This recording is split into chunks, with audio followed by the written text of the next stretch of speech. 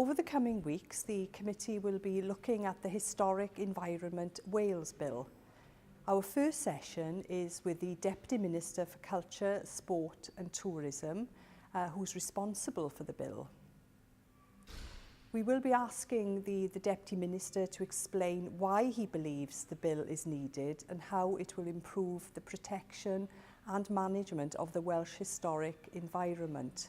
The bill and the suite of guidance and policy and advice will set Wales ahead of all the other nations in the UK. It was felt during the 3 years of consultation that the two acts that we seek to amend, we are fundamentally robust. However, there are deficiencies that the legislation and the guidance and policy and advice will seek to address.